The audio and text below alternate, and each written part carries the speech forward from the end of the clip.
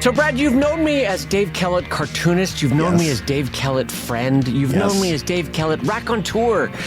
But this weekend, Brad, did you know that you also know me as Dave Kellett, sailor? Sailor, Brad? Really? Out on the waves with the salt water in your brow? Out on the Pacific Ocean, a mile out, powered nothing but by the wind of the good Great North, Brad. I was on the ocean, much like the great sailors of the South Pacific thousands of years ago. I traversed I was not great. I was not great. So my wife won a auction thing and she didn't bid much because no one wanted to do it. I think that should have been your first clue. I think we didn't read the description, and I'll tell you what I mean by that is so she won this auction thing at this theater because she has this theater group that she works with, and they had this auction, and somebody had donated an afternoon of sailing out on the Pacific. And she thought like, oh, won't that be fun for the family? Brad, so when I picture sailing, I picture what is probably best described as like an RV with a sail attached to it, right? Yeah. There's a fridge over there. You can grab a beer if you want. Oh, couple of fishing poles. Yeah, a couple of fishing poles, but also a chair that maybe it reclines. You don't know. I mean, that's a nice, do you know what I mean? The kind of boats that are like an RV on the water. The kind of boat they took a ride on when they had to get rid of somebody in The Sopranos. You know, they had to go out and Polly Walnuts and Tony Soprano's out there. That kind of, they had a whole Carmela would come up with pasta she made in the kitchen down below deck. That kind of a boat. The kind of boat where if I had 15 more years on me and another 50 pounds, it would still be a little tricky to step onto, even though they do everything to make it like easy to step onto. Do you know what I mean? Like that's the kind of boat that I was anticipating.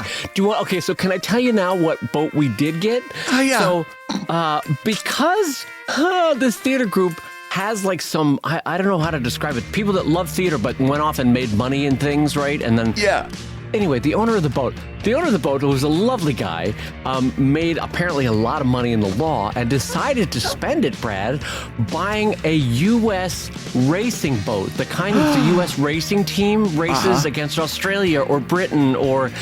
Not a cheap boat, first of all, but also that puppy ain't built for comfort. No. It has a keel that shoots down like 15 feet into the water and has 2,000 pounds of iron at the bottom of it. I love you throwing around nautical terms now. Keel. I love, by the way, David the Sailor Man. This is wonderful. Brad, I had a little hat. I went to port, Brad. I went to starboard. I went up to the key. What's the difference between port and starboard again? Well, Brad, it was a beautiful day for sailing. Thank you for asking. It was. Anyway, long story short, though, there was a crew of professional sailers. They were all ex-U.S. racers. And this lawyer, and I guess they were all buddies.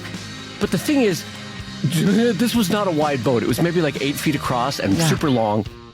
And the whole boat only weighed 4,000 pounds. It was really lightweight because it was all carbon fiber. It was super expensive. And then the damn mast, what's the side part of the mast that goes horizontal? I'm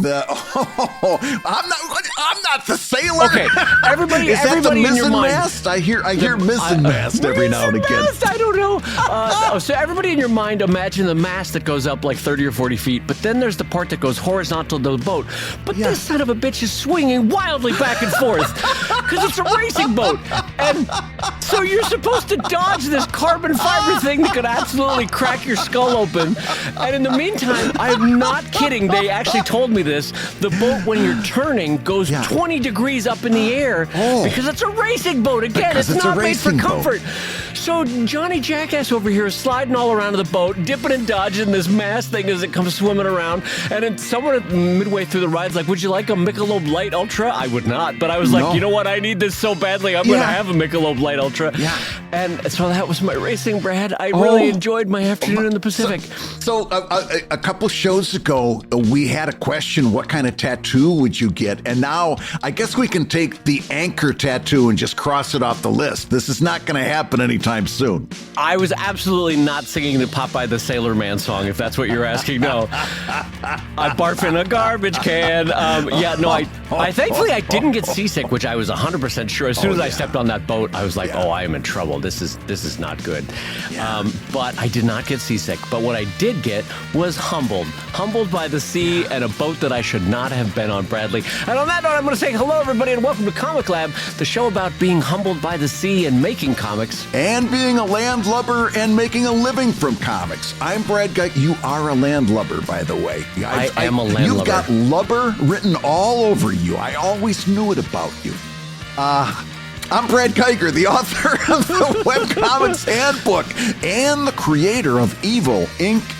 And I'm his friend Dave Kellett, cartoonist of Drive and Sheldon and co-director of the documentary Stripped. And this week's hour of comics advice is made possible by your support at patreon.com/comiclab. So Dave, let's talk comics. Let's talk comics, my friend, and let's give a huge shout out to our sponsor this week, Huion, over at comiclabshop.com, where you're going to get the Canvas 22 third generation at 5% off when you get a little ComicLab 5 discount code. Remember, that's ComicLab, one word, plus the number 5 discount code. And that brings us into a topic that Bradley is raring to bring onto the show. Brad, let's wait no further. Let me put down my captain's cap and set down this rope and this mizzen mast, and you take us away, Bradley. Yeah. Oh, gosh. Well, let me make you feel at home, Dave. Ahoy! Dave's a sailor now. So listen, God. I've got a topic. By the way, it is a humbling moment when you go to step off the boat, and 4 sets of sailor hands go either on your body or to give you a hand to step off the boat, Brad. Because they're like, this shit is not going to fall into the ocean on our watch. Yeah, and one of them's a lawyer and very familiar with liability law, and they're like, I'm sure they shot a couple of eyes back and forth across the bow saying, make sure this guy gets up to the dock. And, when even the harbor seals are coming over like, are you okay? Or can you get off the boat there, champ? Anyway, I'm sorry. Let's hear what your topic is for this week, Brad. I love this image of you as a sailor. So anyway, I brought in a topic this week I wanted to talk about because I'm a little bit fascinated by it. A long time ago, so a couple of 2-3 years ago, we started talking about a post-social media internet here on the show. And it was around the time, I think it pegs for me around the time that Threads was launched by Meta. And we all were on Threads for a week and a half. And then the traffic on Threads bottomed out. It just crashed. All on Threads for a week, and the traffic was amazing. We were all getting followers through the wazoo. Brad, everything was going gangbusters for Threads, wasn't it? And then it gone. Yeah. I mean, I think there might be more people using Mastodon right now than Threads, and that's an insult. So when we started talking about Threads, one of the topics here on the show was, are we kind of over social media? Is it not delivering on the promise? Are people just past it? And I said at the time, and this is again years ago, we need to start preparing for a post-social media internet. We need to start thinking about this stuff. And this week, there's been a couple of things. I actually remember you saying that. Yeah. And I remember me this weekend saying, is there a safer place for me to sit? Is there a place that's safer?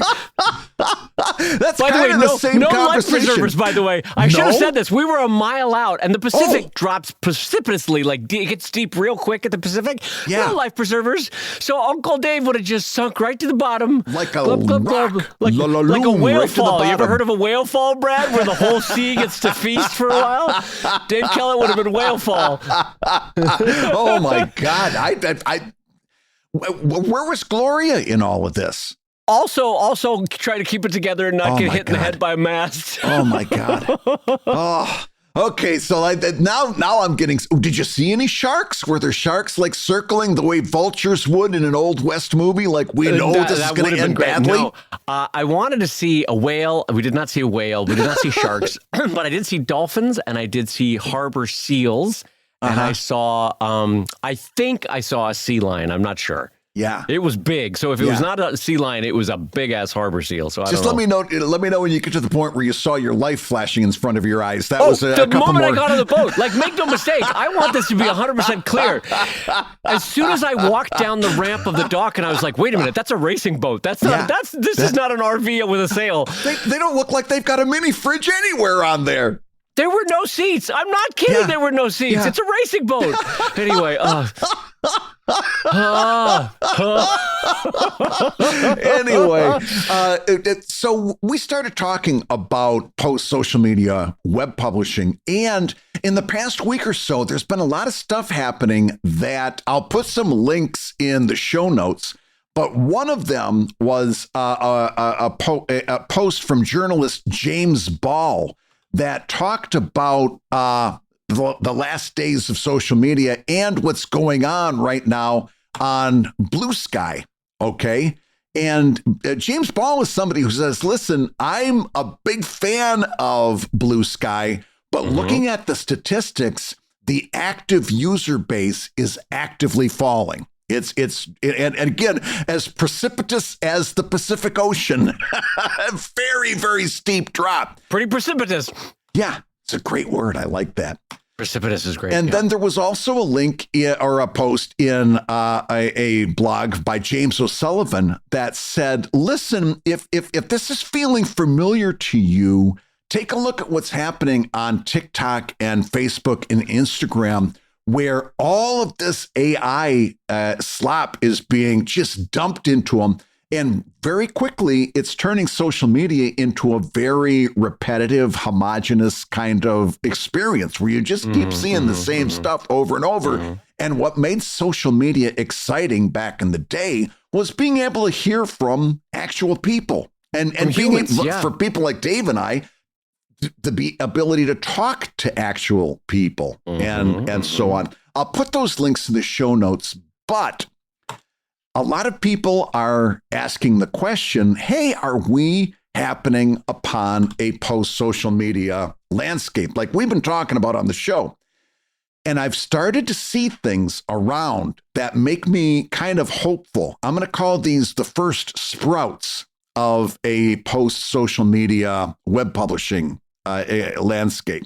One of them comes from our friend Brian, who created the software Tucheki that you and I both endorse for a content moderation system for WordPress installs to publish webcomics. Tucheki is the best as far as I'm concerned. And I'll also put a link of that on the show notes. Brian has come up with something called Comic Scout, and it is baked into your Tucheki install. If you do an update on the software, you'll see now all of a sudden you've got a couple of fields there where you put in a Comic Scout a thumbnail and a Comic Scout social media preview. And the whole idea is going to be kind of like a place where you can go and discover new comics. And when a new comic updates, it'll be there. I don't know that it's necessarily going to be like top webcomic list type stuff where you vote and get to the top, which I've never been a fan of. But it is going to be a place where, again, people are trying to replace the discoverability that they used to get effortlessly on social media. And that's why I think this thing is notable. And right now, by the way, it's in the beta. I'm sorry, the beta. It's either the beta or the beta. You bet that it's in the beta, but I think he needs like 20 more people to sign up before he can launch it. And then we'll really get a good look at what it's going to be. The functionality of it, are using Tucheki. And you're curious, Yeah, this is a good chance to get in on the ground floor of that. I don't know what it's going to be yet, but again, this is a sprout. This is one of several examples I'm going to show you today of people. And the common thread here are two things. They're trying to replace that discoverability that social media used to bring strongly, and something else that we've been talking about on this show probably since the very beginning back in 2018.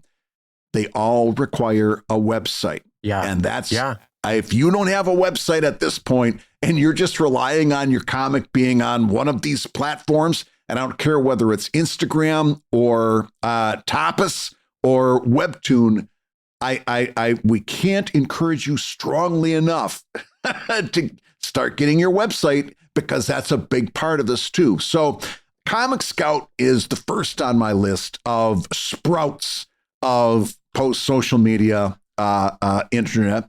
And I just want to pause at this point, because I know you're a Tucheki user.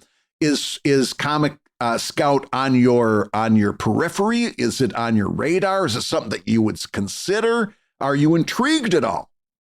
Well, I'm a big fan of Brian and of all his work and of the functionality of Tucheki. So yeah, I'm of course interested to hear it out, to sort of see what it can do. I will say this: I'm still a little confuzzled being back on land, Brad, and so I'm not sure yet what I'm going to install, where and how. I'm just happy to be on solid ground, and so that's my sort of status for this recording. When you stumbled up to the beach, did you lean down and kiss the sand when you got back on dry land? Is that something that one does? I will say this, because we were still talking after we got on the boat, and there were sort of pylons on the dock. I did not lean on the pylon as I was talking. Do you know what I mean? Like, security. This thing is wedged into the soil. Yes, I'm going to lean on this pylon. That is something weird that happens when you get off a boat, is that you feel like you're still on the water. Your legs are still going. Bloom, bloom, bloom. As I was driving home, I was like, my stomach was still feeling that. Yeah. So no, as far as this being yet again another inclination of perhaps a post-social media web that Brad and I have been talking about for a while now. And again, another sign that the website is central to a lot of the experiences that you can drive your readership to. There's no argument about that.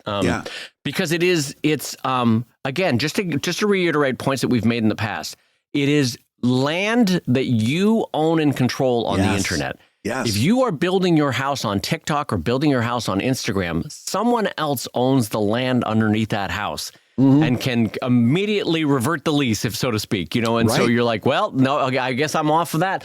Brad and I have had it with MySpace. We've had it with Reddit. We've had it with Twitter. I mean, literally every place that you can think of at some one point or another, they have yoinked it out from underneath it, We've been kicked out of the best places. That's right. That's right. So here's another one. And again, be very careful. I'm not saying this is like huge, like it's a big deal or you got to get in now. I'm just saying I'm seeing things happen right now, and there's so many of them dotting up that it's got my attention. Another one is called ComicAd.net. And what that is, it's a reimagining of Project Wonderful. Do you remember Project Wonderful? Ryan North's old project, yes. Yes. You used to be able to basically auction space on your website that would be used for ad money. So if you had a very popular space, that auction would drive up, you'd get more money. If not, you could put it up and just get some money. It was that kind of a system. But it was also just to transport people back in time a little bit. It was pre-algorithmically driven buying. Yeah. So I could decide to buy an ad on Brad's Evil Inc. not only because I wanted the page impressions, but because I wanted the shine of being on Brad's site, if you know what I mean. Yeah. Like I wanted the association. So some people would drive up the price on certain webcomics just because they wanted to be on the cool webcomic site, know, which meant that Dave Kellett did not get high prices for his website.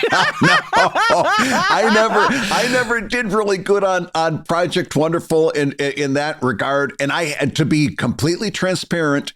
I haven't put any ads from them on my own site. I've gotten to the point now where I'm quite happy to keep the comicad.net. You mean? Yeah, I haven't I haven't opened up a place where people can use comicad.net to put their ads on my site.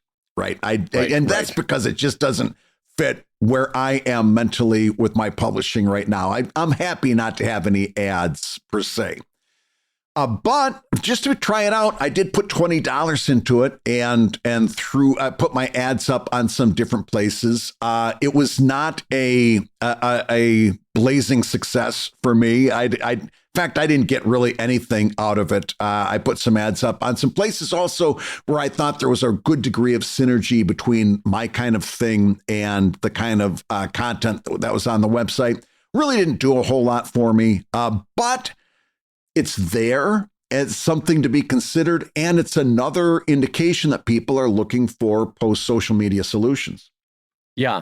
And so what's funny is smarter internet people than Brad and I have forecasted out what the next few iterations of the web are going to be. So just as a reminder, there was Web 1.0, and this is what we all started with in the late 90s. And this was basic HTML, personal homepages, and then this is the key part, one-way information. Yes. Brad would post something on his blog and it would go out to people, but no information was coming back, right? Yeah. Then there was Web 2.0, and this was the social web, which was read and write functionality. And so you had social media, you had user-generated content, you had interactivity.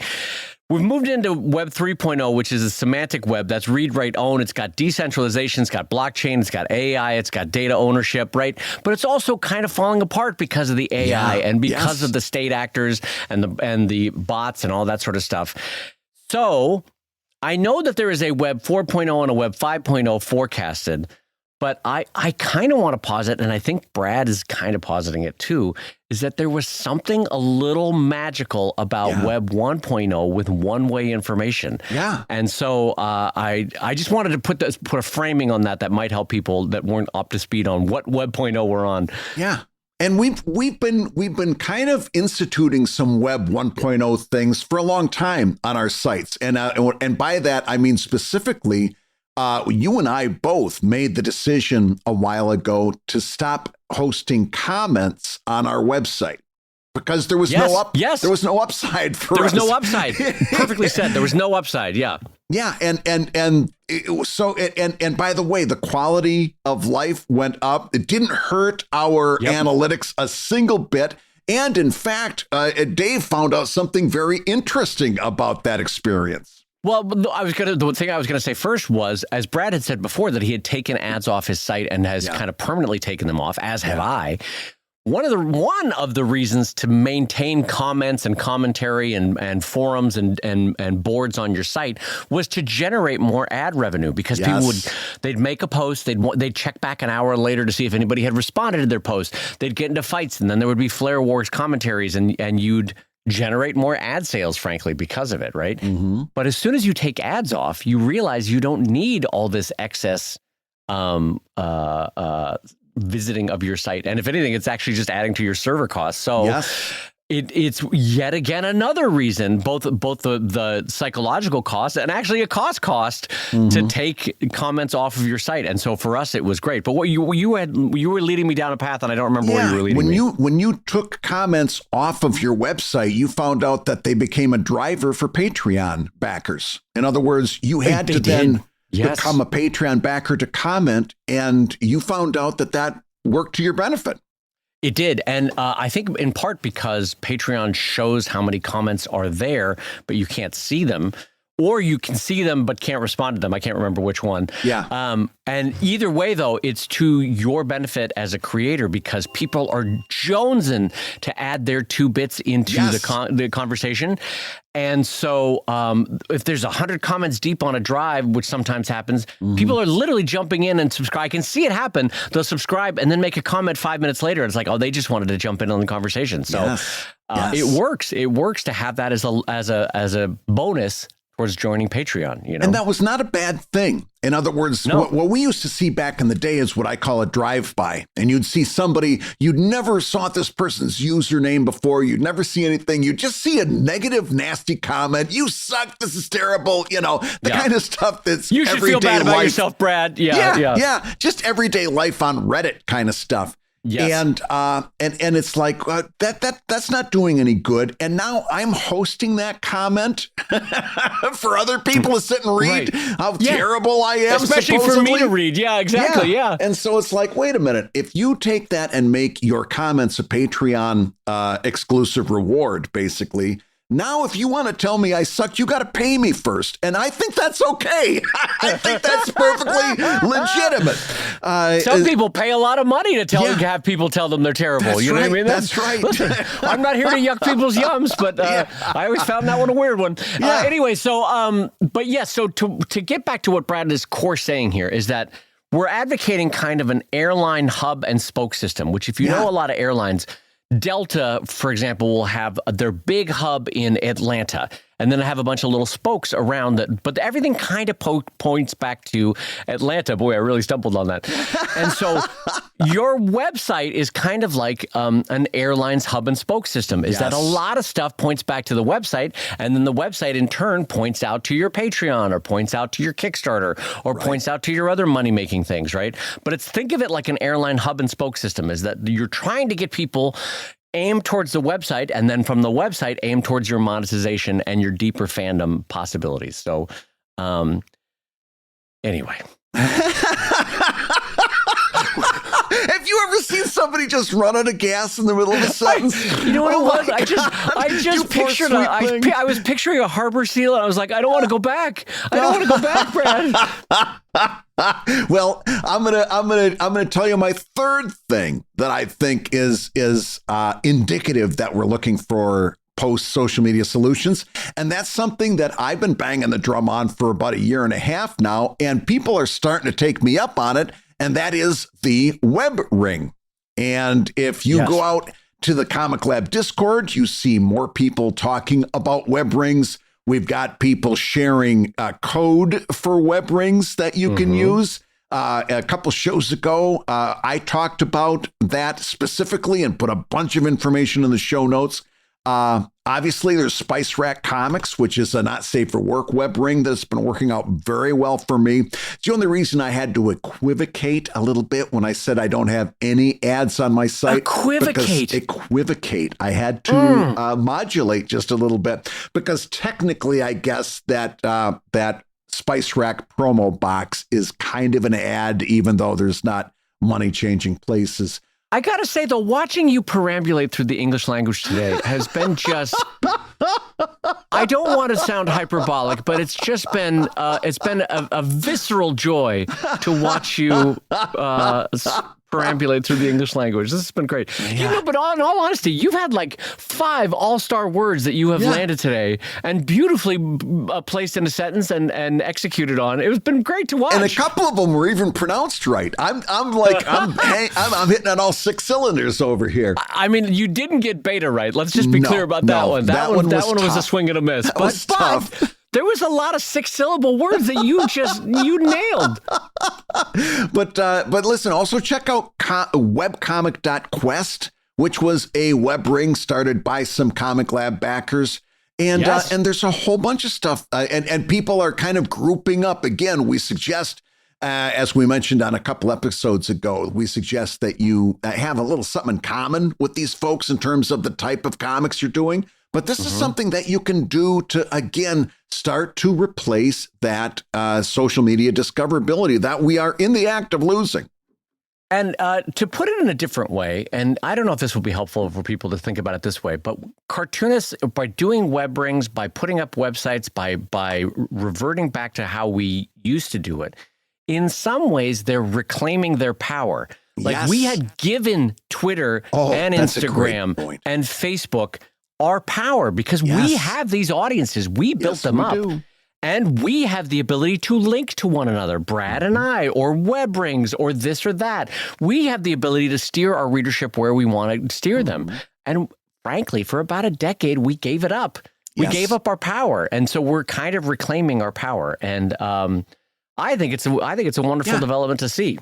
Even though I'm, frankly, 6 steps behind Brad, it's wonderful to see he and others racing ahead to reclaim their power. It's giving me a great hope for the next stage. Well, yeah, because Twitter can't create content. They need our content to do anything. Yes. And they promised us all kinds of stuff. Yanked the promise it away. was you give us content, we'll give you a bigger readership that you could point to things. Yes. That was the promise. That and was then the social deal. media enshittified and took away the second part of that promise. You couldn't link to things. And so you see a very natural reaction from people who can build an audience like us, creative people. And we're saying we're going to do something else with this. We're reclaiming our power. It's such a that's your title for the show is Reclaiming Our Power. We were wondering what the title of this show was. That's how I felt when I got back on land. I was reclaiming my power. I'm no longer whimpering, holding on to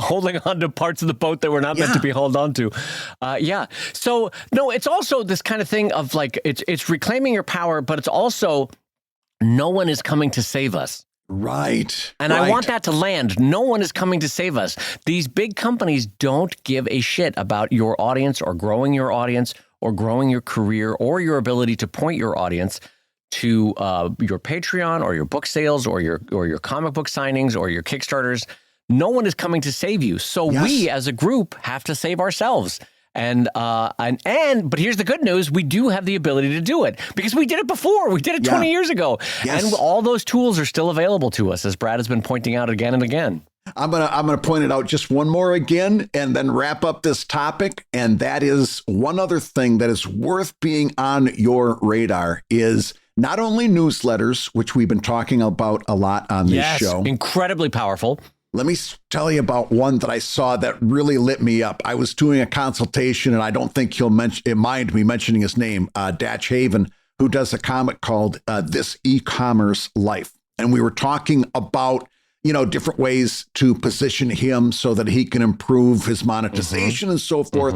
He said, I want to show you this thing I'm doing. It's called Sunday Comics. And it was, I will put the link in the show notes, but it's Sunday Comics with an X.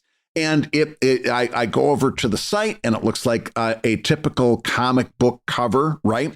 What it is it's a newsletter that he does with about 5 or 6 of his friends, okay? And they each, and they're all cartoonists, they each contribute a comic or a short story, and they all put it together in a comic book type layout, but it's a newsletter, so it gets delivered to through email to the people who are subscribing, and so I think it goes out bi-monthly. Right. So when this goes out, everybody knows that they've got to put their comic in. A Datch goes through and formats it, and people get a comic book in their email. And really what it is just an email newsletter with people contributing content. It was amazing. And it was like, again, it's just another way for us to reclaim our power because, of course, each one of the cartoonists that are involved in that is going to be pointing their readers towards this shared thing. So now everybody gets the benefit of that. And then I don't know whether they've got this planned, but I sure hope they do. When one of them has a Kickstarter to promote, I would imagine there's a little promo in there about this member's Kickstarter. Or every now and again, somebody gets to talk about their Patreon or what have you. Once again, it's one of those shared things that is replacing social media discoverability that I got to be honest with you, I'm really excited to see happening. Yeah, exactly. And, I'm just going to put one more button on top of your button just to say, I'm also excited to see a little glimmer of comics journalism coming back. Some comics journalism had gotten sort of bought out or bigger websites. I'm trying to think of, it doesn't matter. But you can imagine sort of middle tier websites bought out smaller comics journalism websites and kind of drove them into the ground. And then some just got tired and didn't do it anymore. But like I noticed our friend Erica Moen retweeted a Kickstarter this past week for something called the Comic Staple. It's just going to be a monthly physical zine that they're going to mail out, which, by the way, go with God because that's going to be hard margins. But I'm excited for it. I subscribed to it on Kickstarter because I'm excited for this. And so I wish that well. I love the idea, though, that cartoonists and people that love cartoons have the power to keep and maintain and save this community ourselves. Yeah. That we can reclaim that power from the bigger corporations that promised us things that they then yanked away again and again and again. Yes. You know. And the reason that I wanted to bring this up is to encourage the people listening to this show. I want you to go and use your creative powers and come up with your own spins on this. Like, this is not me saying that you should be involved in Comic Scout, although I'm kind of excited about that, or comicad.net or any of these things. But what I am encouraging you to do is to think about how you could start your own web ring, to think about how you could reimagine what an email newsletter is, and to take those creative powers that make you such a great comic artist and to put them towards this, because I think this is just the tip of the iceberg. I think we're in for a lot more exciting things to come. Well, speaking of exciting things and powerful things in your cartooning, let's talk, Brad, about the Canvas 22 Generation 3 from Huion, Brad, over at ComicLabShop.com. Bradley J. Geiger, this is dang exciting. Well, yeah, let me tell you how this started, as a matter of fact, because I was trying to find something to put into a home studio because I wanted something powerful. I was using a very small pen display, and my back was hurting. And I wanted something big, and I also wanted something affordable that was going to give me professional results. And so I bought the Huion 22. And I when I got it, I was like, holy cats, this is kind of amazing.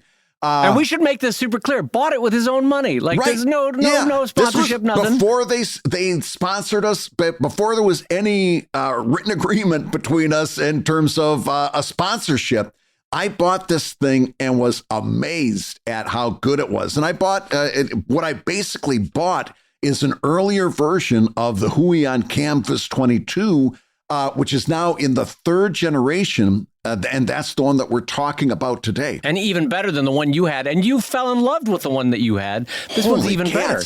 And it saved my career so many times because, and that may be a bit overmuch, but I want to tell you, especially this winter, it saved my career because we would get snowstorms and I couldn't get to my studio. Thank goodness I had my Canvas 22 at home because I was able to get professional results. I spent a lot of time working on my home studio, and I think my back would be killing me right now if I was hunched over that small pen display that I used to have.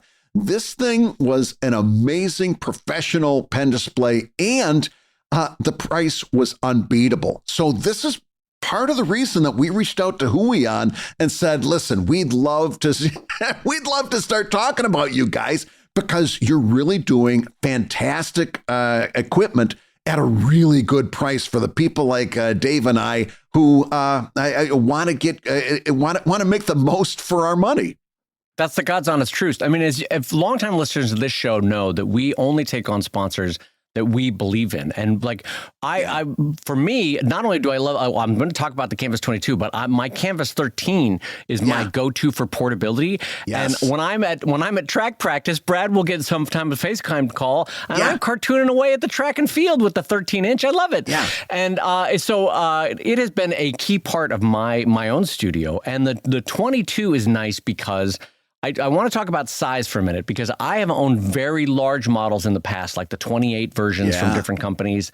And the problem there is that the weight and the shifting, both in terms of how it articulates and how you're angling the arm around on your desk. Yeah. It's just heavy. It's clunky. It's like a tank. The 22 is actually a nice size that you have, like you can use both major and minor muscle groups, if you know what I memean. Like imagine you're doing a sweeping brush across a large screen. The 22 gives you that large screen. It's got like, it's 21 and a half inches of active screen. Yeah. So you can do the big swooping movements with your arm, but the darn thing is so lightweight and nice. And like Brad, ambient lighting on the back, which I didn't even know I needed. I was just going to talk about that. It's one of those things that is really kind of cool in that, most of us, we work in kind of a small space. What Dave is talking about, this ambient light, it's got some light fixtures in the back of the tablet, and you can change the color of the light to match your surroundings. So like I work in a little corner, I'm right up against a wall. So now I can turn this on and put a nice like violet color up on the wall that surrounds me as I'm in my little corner working. It's this, I mean, listen, there's so many things to talk about with the Huion. We could talk about, you know, that it doesn't lag. We can talk about the etched glass. It doesn't have this, you know, a glare. But the thing that I keep coming back to among all those other really cool things is this silly little light that I can use to match my mood. And do you remember a while ago when we had Greg Evans on the show and he talked about the red wall theory about how he painted about setting the mood for drawing. Yes. Yeah. And supposedly red, he was told, is a color that makes you more creative. I'm not too proud to admit that I've used my Huion to make a red wall because who knows? Maybe Greg Evans is right. So listen, gang, head over to ComicLabShop.com. That'll take you to the Huion website that has the Canvas 22 Generation 3. And when you go to check out, don't forget to use the special discount code that we've got for you. It's ComicLab, all one word, plus the number 5, ComicLab 5. And that's going to get you 5% off on the purchase. And Brad, I'm just going to say it. The price on this thing is bonkers good. Yes. Go ahead, go look at the competition. Honest to God, go look at it because you'll be running right back to ComicLabShop.com. Yeah, this is the entry-level flagship, and you're going to see why. If you've been thinking about jumping in, this is the one that's going to make you jump. So thank you so much to Huion. Now, another big thanks goes out to the folks at the NCS. National Cartoonist Society is having Dave and I out to do a live broadcast of our Comic Lab show. It's going to be a live stage show. We're going to have special guests up there with us. You need to get your tickets now for Columbus, Ohio, August 6th through the 8th. Go to nationalcartoonist.com and find out all about it. Trust me, this one's going to be a big one. And final mid-show update, if you want to leave a question, comment, or critique for Comic Lab in your own voice, don't forget that you can call us over at the Comic Lab Quick Tab Prefab Confab over at 1-609-379-3520. Once again, that's 1-609-379-3520. 3520. That's the Comic Lab Quick Tab Prefab Confab, as Brad so perfectly named. That's 609 Dry Elbowed. DRYELB0. Hey, gang, if you're listening while you work, take a minute to stand and stretch. And while you're doing that, we'll tell you why you should join us on Patreon. Yeah, because when you do, you'll get hours and hours of podcasts that we've recorded just for backers. And exclusive Patreon posts that go even deeper on Comic Lab topics. And you'll get access to our exclusive Discord server, a thriving community of professional cartoonists. So you can support the show you love and get tons of actionable resources for your own cartooning. And ho Nelly, if you want even more comics goodness in your life, check out the new drawing show that we're doing with our pal Kevin McShane over at wrongwayshow.com. That's wrongwayshow.com. In each episode, we'll show you how to draw your favorite cartoon characters the wrong way. Now, everybody, let's talk comics.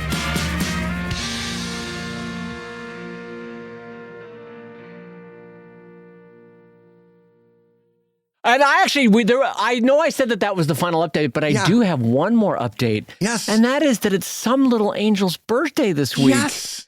Some little angel is having a little birthday, and I think he's turning 21 and can have his first beer this week. Is that true? I've turned 21 so many times, I didn't even want to think about it.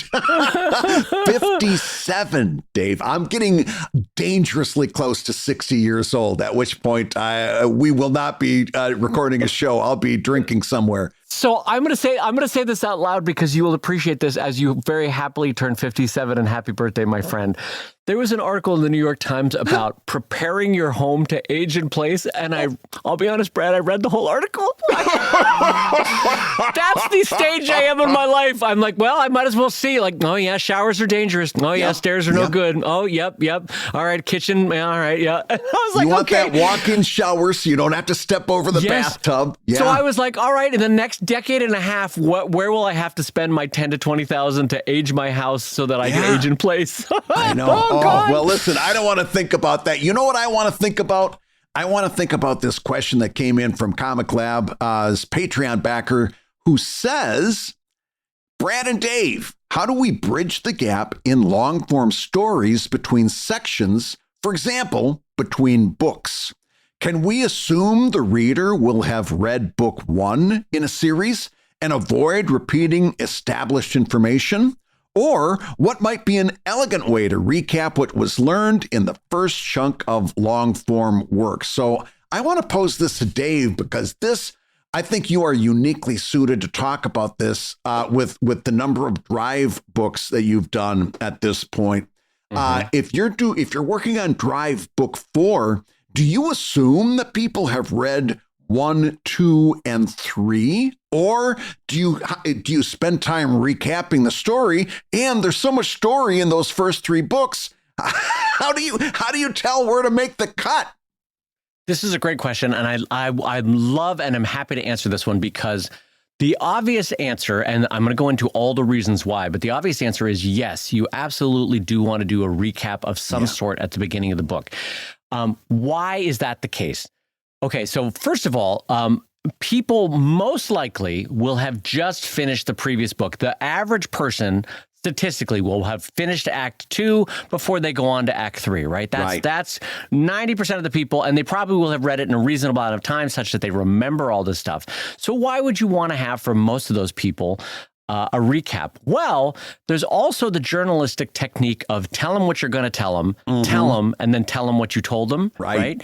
And so even though they read Act 2, Brad, they might not have picked up on some of the key details. Oh my gosh! Either because I was not a great cartoonist, or because of Brad's formulation, communication being a 2-part system, maybe they weren't the great receiver of that information, right? And so you have to tell them what you told them in Act 2 before they go into Act 3. And so even for those people who are literally just putting down Act 2, they're closing the final page and they're picking up Act 3, it's still worthwhile to have a recap to tell them what you told them, right? So that's number one. Yeah. Number two is there's a lot of people, myself included, they finish Act 2. Oh, they get a call from the other part of the house for dinner, or they're on vacation and then they come back. And weeks, sometimes months can go by before they pick up the next book, right? So with all good intention, they enjoyed Act 2. They're ready to plow into Act 3.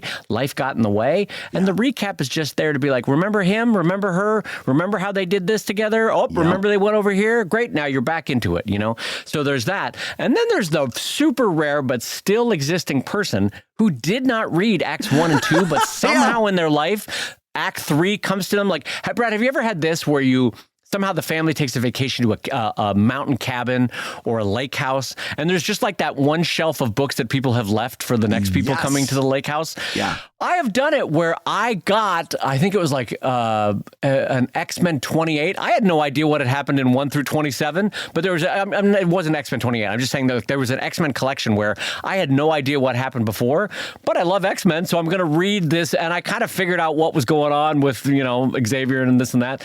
But we've all been to that lake house or that mountain cabin where there's a book collection, and sometimes you're jumping in on book 3. Am I wrong, Brad? No, not at all. So let me ask you this.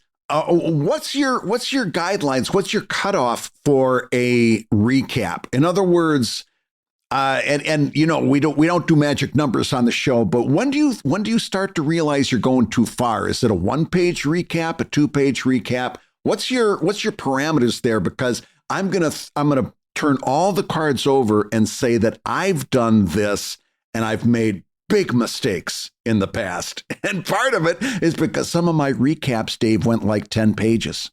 Yeah, like I started recapping, and then I couldn't make good decisions on what to keep and what to miss. And I thought I was being so cool because instead of doing a text recap, I put in the actual comics because I figured people would read it, right? If it was a comic, well, that takes up a lot of space. Yep. And I ended up devoting, I don't even want to go over there and pick up one of my books by the time I finally gave it up, but 10 might be on the low side. But suffice it to say, I've wasted a lot of space in some of my books back in the day with way too much recap. What's your advice for keeping it better than what I did it? Well, first of all, I want listeners to know that don't make fun of Brad for that, because frankly, until you try it, it's hard to recap. Especially editing your own stuff is tough. Yeah, there are mistakes both ways. And it's kind of like we talked about a couple shows back for someone that was trying to do a splash page across 2 pages. There's a certain amount of experimentation of what's right for you, but also seeing something going wrong in print and then learning the next time. So Brad now knows, got to keep a recap short, which is what I was going to advise, is that I tend to do 1 page. I would say maybe if you're going to go for a swing, maybe a 2-page spread. And by a spread, I mean they're on facing pages. So you can do the story so far.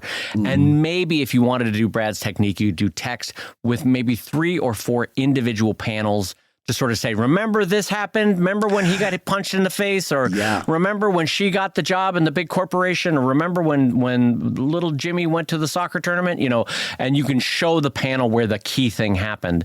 That's a helpful thing to jar memory. So yes, obviously. But I tend to do just text only 1 page, because my thought is get them in, get them out, get them reading the actual news story. You know, like you're going to end up with most people, they're going to skip it anyway, if we're being honest about it. And so the people that do read it, get them in, get them out, do it like fast food service, you know, get them what they need to get and get them out the door again. Yeah. And I like that's finally what I ended up with in the books I do now. It's 1 page, just the basics. Here's who's in a relationship with who. Here's, you know, the main thing you got to know about this character's story arc. And I put along the sides, I put the covers of the books that those story beats happened in, just to encourage people to go out and buy the books if they're intrigued by any of this, to do that. But just again to emphasize how you don't want to put a lot of time and space into this, because also, it's something that Dave handles very well. In there, you need to do it. It needs to be there, but don't go overboard, because what happened time and time again to me when I used to do comic conventions is I'd have a copy of book 7 out on the table, and somebody would say, do I need, you know what they said? They're going to say, do I need to have read 1 through 6? Yeah, exactly. And then I'd say no. And I'll tell you why. And I would open up book 7, which would have 10 pages of recaps. And I'd say, all of the main story points are here. You don't need to read. And by the way, so proud of myself. So proud of myself. Because this is what I planned for. This person standing in front of me is what I planned for. And so, of course, they bought the book, right, Brad? They picked up the book? No, they did not. They walked away anyway. They were never going to buy the book. So that's why don't do like I did back in the day. Do like Dave and I both do now. Keep it to a page, maybe 2 pages, maybe turn it into a sales thing as well, but don't go overboard. I'm telling you, you can't win. And also, I just want to tell you, from having learned the hard way on this one, the one last bit of parting advice I would say is, don't, in your rewriting or retelling of the story so far, or the story thus far, or or what we've seen so far, don't accidentally ruin the book that they are about to read. Right. So don't say, did Miss Match die in that building collapse? No, she's fine. You'll see her in page 35. Don't do that. Like, I have done a version of that, not that bad, but like, do you know what I'm saying? Like, Brad, where in book 6, Miss Match, like, because of the explosion, you don't know if she's dead. Yeah. Did Miss Match die in the explosion? No, she's fine. You'll see her in page 35. Don't do that. Don't do that. Like, let the story play out on its own again. Remember, there are people coming straight in from the previous book. They don't want anything spoiled. They're just ready to read the next bits of stuff. Yeah. So don't, in your recap, accidentally screw the pooch by ruining the story that's to come.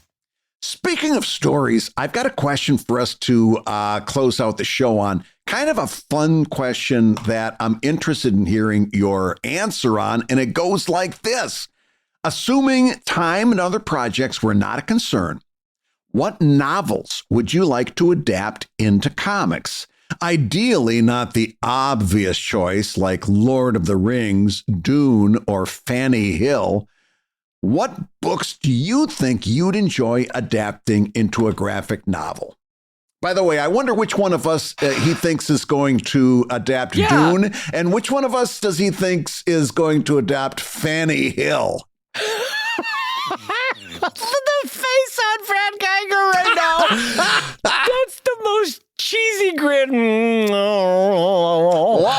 By the way, what is Fanny Hill? I don't even know what that is. It was early erotica.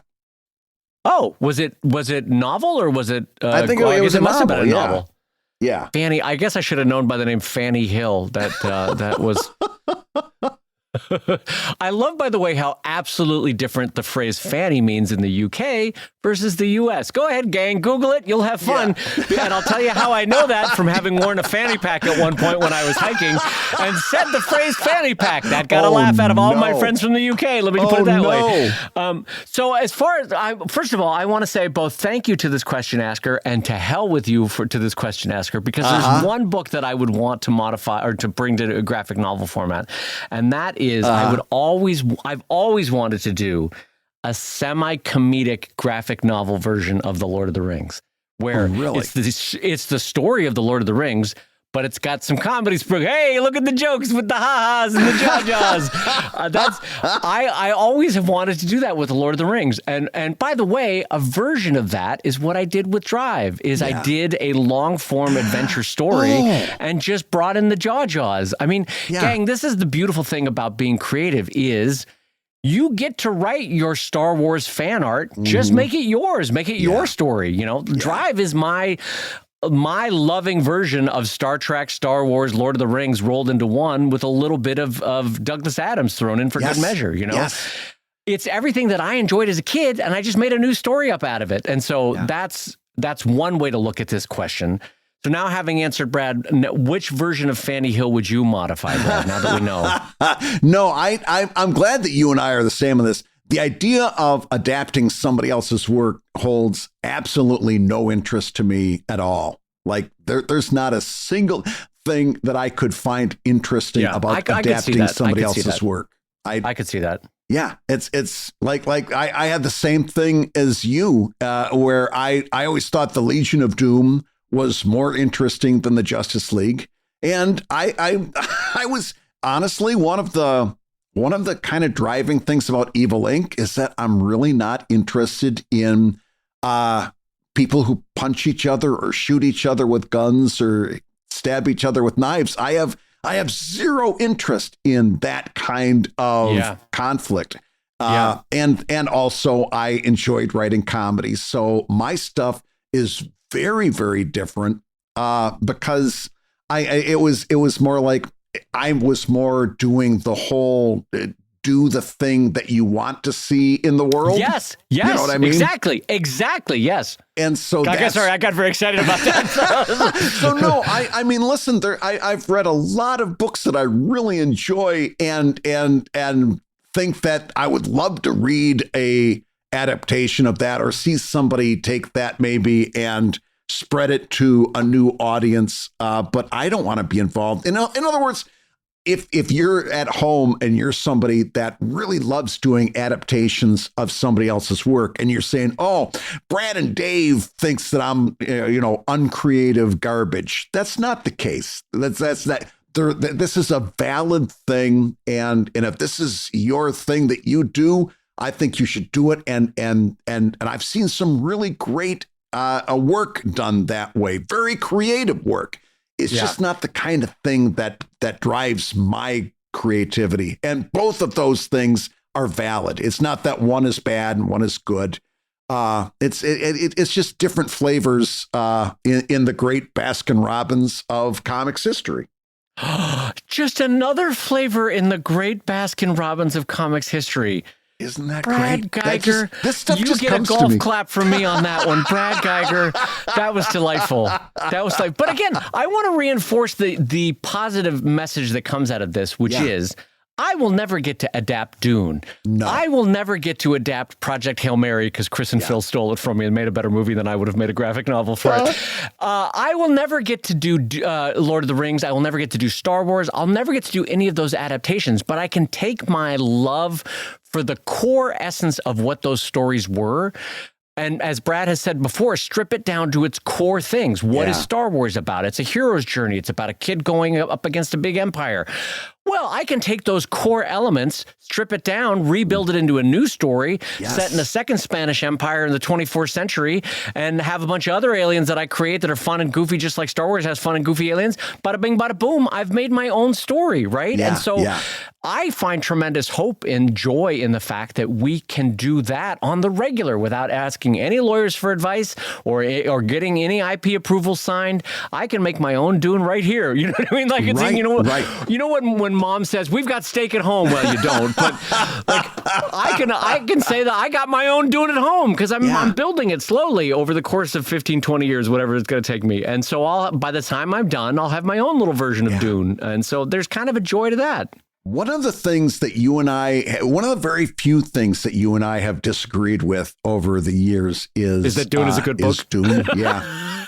I got to tell you, I finally found a way to really appreciate Dune, and I've come around on my opinion of Dune. Okay, what is the joke? Where is this going? No joke. My kid, and by the way, for all of you at home, I'm sorry in advance because I know how this makes me sound. My kids, my older son Alex said, "I know you hate Dune. Sit down with me and we'll watch the movies. The recent movies that they've done, the third of which is coming out. Couldn't get enough of it. Could not get enough of it. We watched the first one, and they're long movies, you know. They are long movies, yeah. I'm like, when are we going to watch the next one? And my son said, tomorrow. We can watch them tomorrow. We watched the next one, sat all the way through it, and I'm like, when's the next one out?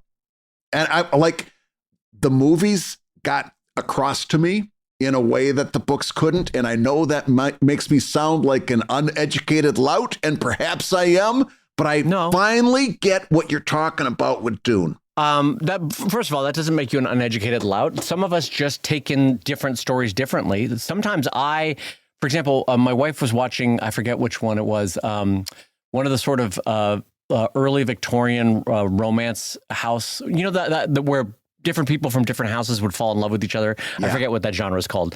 And I remember having read the book, and I didn't enjoy it seeing it. Like I liked it better in my mind's eye. You know what I mean? Yeah. So all of us have a different version of this. But I will say this, and I know I say this every couple of years, but who cares? Dune is, I think, inarguably one of the best science fiction books ever written, right? But then he crapped out two other books called Dune Messiah and Children of Dune. Not very good. And one of those is being made into a film right now. In fact, I think he probably combined the two of them into a film. But the fourth book, God Emperor of Dune, Brad, is, in my mind, inarguably the best science fiction book ever written. So if you can get through those first three books, God Emperor of Dune is just a masterwork of philosophy and theology and intergalactic politics. It's just delightful. God Emperor of Dune is so good. Alex, my son, who has, by the way, agrees with you 100% because they poured through the books. They are brilliant. They're brilliant. I love them already. Keep going. Yes. They said that the same thing. Book 5 was great. But also then they also seem to say, and I don't know whether you agree with this, but that after Frank Herbert died, his son started writing Dune books, and those are really where the concept shines. Is that true? No, it's actually the opposite. I'm being facetious. That's a lie. My Alex never said that. Never said that. Frank Herbert passed away, and I forget what's his son's name, but his son, kind of like Christopher Tolkien did with J.R.R. Tolkien, is like the spark is not quite so sparky as the original. You know what I mean? Like the apple did fall far from the tree, and so you get. I'll put it to you this way. In the later Dune books, Brad, so the Bene Gesserit, which are this sisterhood that controls through the spice, right? They work the back channels of imperial politics to control the whole empire, right? The Bene Gesserit does. In the later books of Dune, Brad, you're going to love this. They lose the spice and the ability to manipulate politics through spice. So do you know what they use, Brad? Oh, no. They use super sex. It's super sex. On. I'm not kidding. They developed this new technique of sex that, like, literally, what do you call it when you hypnotize someone? They literally hypnotize people with super sex. That's the story. That's the GD story. And I was reading it going, this is bullshit.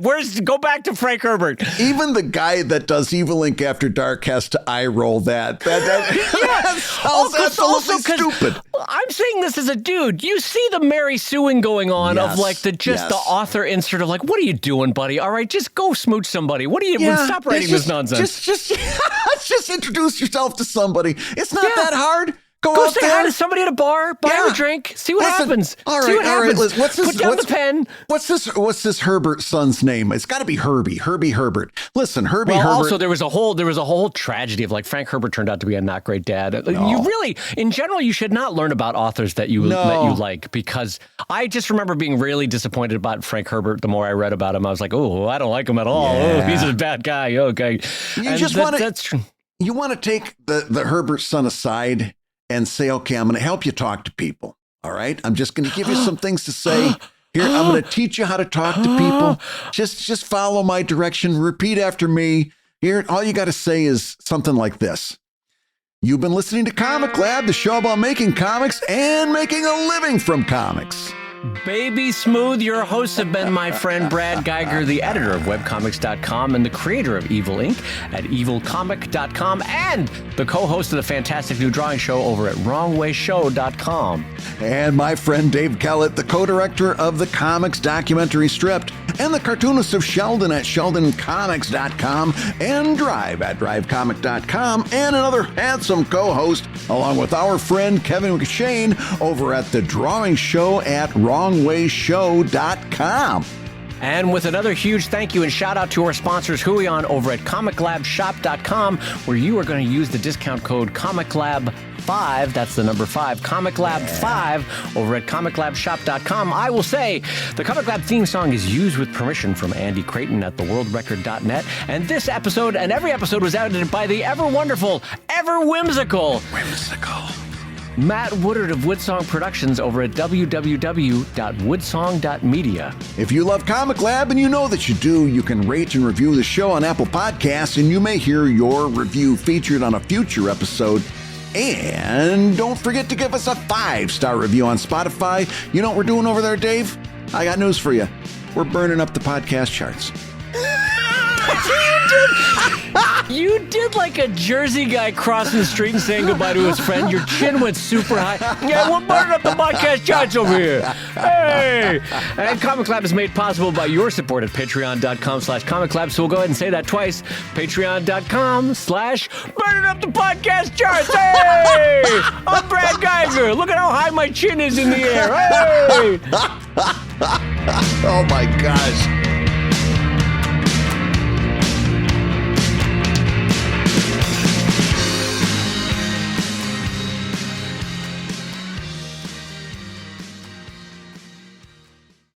Many people don't know, but on this date in comics history was the first time that Thirsty,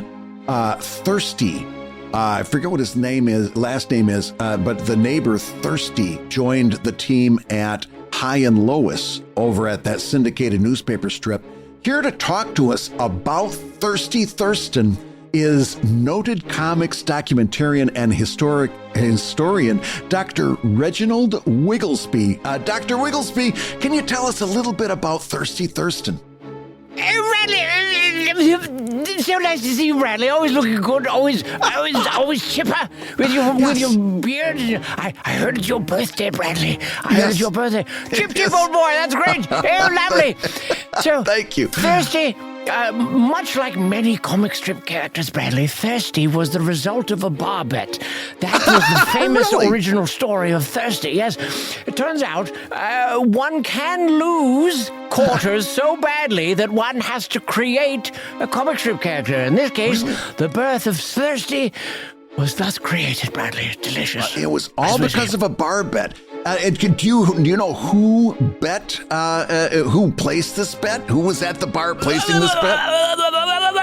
Bradley, yes, I actually do know who was the one that created the bar bet. It was, I have it here in my notes. Can I get back to you on that, Bradley? Yes, on you who can. it was that created that? I do enjoy, Bradley, that every time you invite me on the show, you do try to show one up, as one does, show one up as a friend and say, Yes. what the facts here? What's happened? I don't know, Bradley. I don't know.